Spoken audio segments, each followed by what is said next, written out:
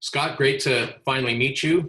Absolutely. Why don't you give us a little bit of background on your boat and sort of what led you to Glidecoat as a ceramic coating? The history behind the boat is that originally my wife and I, we owned a 36-foot Carver, and it just wasn't, bigger is better. Yeah. Bigger is always better. So but there gets to be a point and limit when bigger can't be affordable. So the boat was bought by a gentleman, retired Army gentleman, and he put it on seaworthy and moved it to the Virgin Islands, and he lived on it. It was a liveaboard for about 5 to 7 years, the best we know of at this Right. time. He took good care of the boat mechanically somewhat, but he didn't know how to spell wax.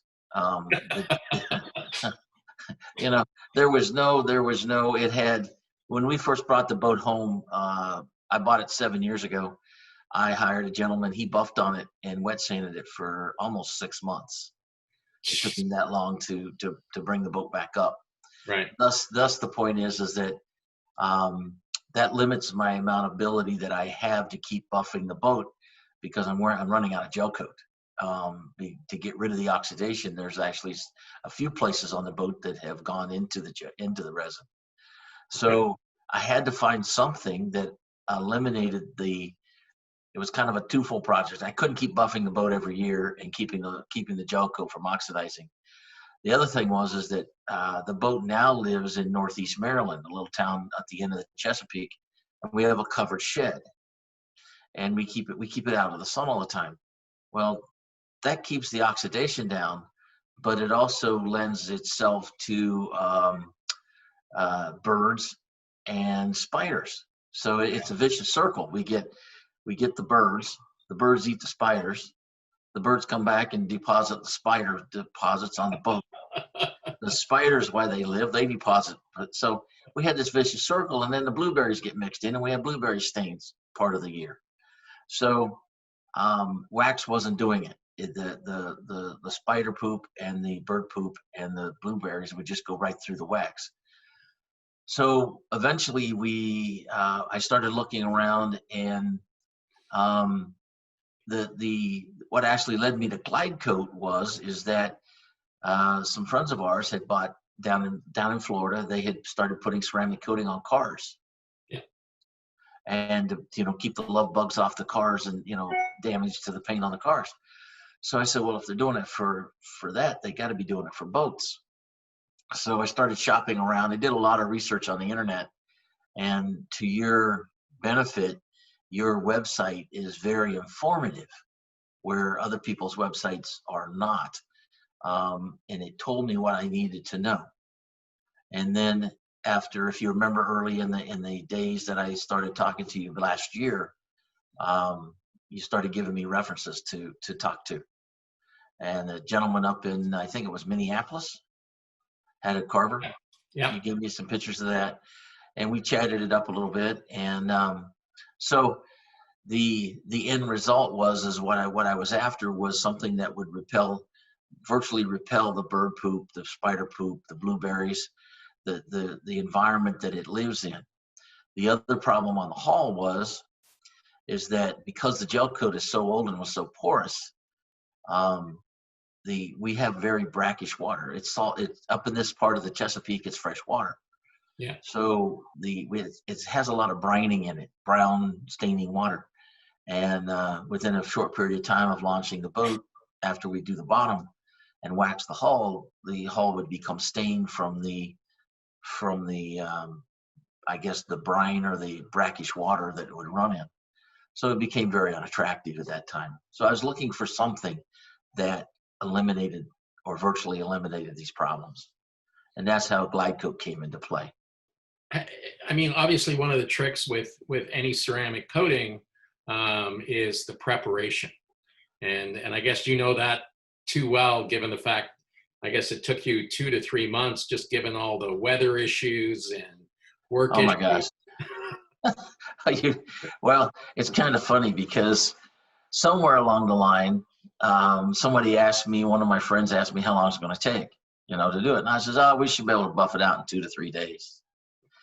And so I haven't quite lived that down yet. I probably won't for a while because it's been 2 or 3 months now. It's been 3 months. But yeah, the Glidecoat product, the preparation for the Glidecoat is a very detail-oriented process. Yes. What you look at is what you get enhanced when you put the final product on. That's the best way I can describe it. Yeah, no, that's exactly the way we try and describe it to people. And I mean, I think a lot of people out there feel that, you know, adding a ceramic coating is something that only a professional can do. And it's probably the easiest part of the process. The Oh, tough absolutely. part is getting it to a point where you want to lock it down, because if there's stains or oxidization, it's just going to enhance that and make it look shiny oxidization. So, Well, one of the biggest problems that I had in preparing the boat is the people that had been waxing the boat put the wax on. Usually, would put the wax on with a wool bonnet because we watched them. yeah, And subsequently, what we ended up with was a boat with all kinds of swirl marks in the gel coat from the wool bonnets. And we wanted to. That's one of my goals was to eliminate those swirl marks. Thus, you know, with your guidance and the people, I bought some really good buffers. You had told me early in the program that the trick to the whole thing was just to have a good quality buffer, right. and that goes without saying. I actually ended up with 2 buffers. We had a random orbital buffer, and we had to go with a constant orbital buffer to make it work out the way we wanted it to work out. So the constant orbital buffer would not bog down when we were using the nano compound. It needed to use that as a cutting surface. Right. And then the random orbital buffer was great for using your polish because you couldn't apply a lot of pressure to it because it would stop its rotation. So it forced you to apply the polish in the proper manner. I can't overemphasize the point that what you buff is what you're going to get. Right. At the end of the buffing, if that's what you think you want, when you put the final product on the Glidecoat, the ceramic seal, it will take whatever you're looking at after the buffing's done, and it will enhance it. Yes. You get to know your boat. You get very intimate with your boat when you're doing it. Yeah, no, it is a lot of work, but you know, when it comes to the application of the coating, you know, it's fairly easy and straightforward. So I mean, you know, again, a lot of people seem to be intimidated by it, and what I try and have them focus on is, you know, what's involved from a preparation perspective, more so than applying the coating itself. We've also found that with your guidance that we had applied some coating to some areas and to a couple areas that didn't work out quite right. And it's very simple to go back and fix those areas. Right. This isn't something that you apply to the side of the boat and you lock the key and throw the key away. You can't ever go visiting it again. We were ending up with dull and shiny spots because the oxidation, we would not get the oxidation buffed off evenly, and we wouldn't see it until we put the Glidecoat on the final product. Well, then we could go back and buff that back out again and fix that one spot. So it became fairly easy once you learn how to do it. The Glidecoat, putting the Glidecoat on, your little square applicator blocks, and you put a dime full on there, and you put it on and wipe it off. It's that quick. Yeah. You know, that's the fastest process. Yes, it is. Yeah. Although it still took you 3 months, right? Yeah. Not the application, but obviously just, you know, working through the weather and other things. It's definitely been an adventure. So we're still not totally done with it. To be at this point, we are working our way up to the roof now. We're coming up. We've got the deck done. The non-skid worked out. Your soft scrub on the non-skid, brightened it right up, and then sealing the non-skid, it worked out perfect. Definitely one coat on the non-skid was your suggestion, and that is a true statement. Yeah, just enough to seal the pores so it makes it easier to clean going forward, right? It does, yeah. Two coats will make it too slick, Yeah. is what we found. We did one spot where we wouldn't worry about slipping just to test it, and it didn't Yeah. make it too slick. Yeah.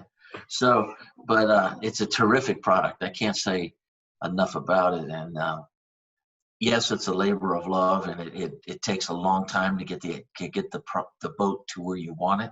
Yeah. But the time savings now, going forward, is huge.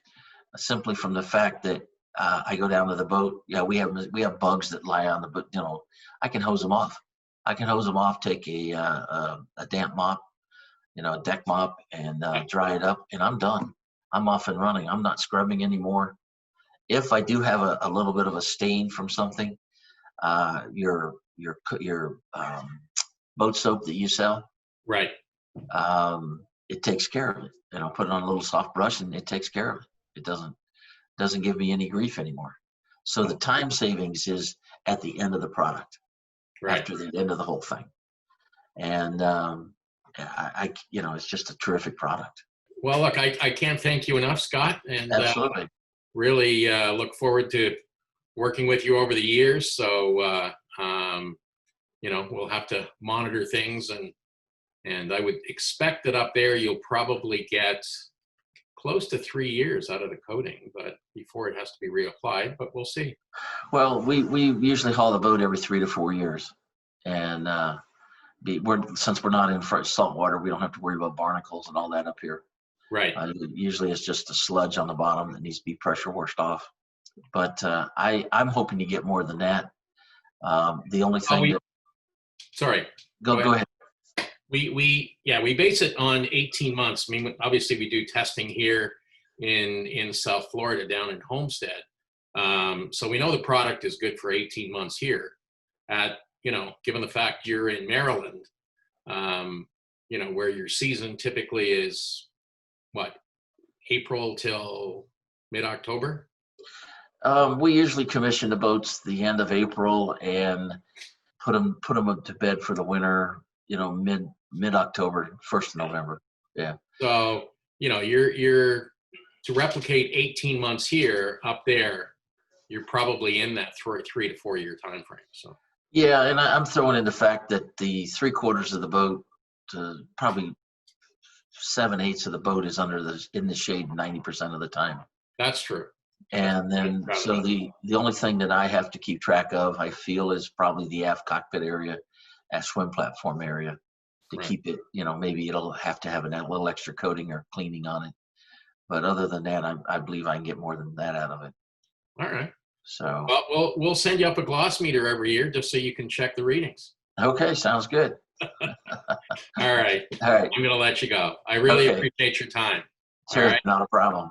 Thanks. Not a problem. Glad to do it. All right, I'll be in touch. Bye-bye. Bye-bye.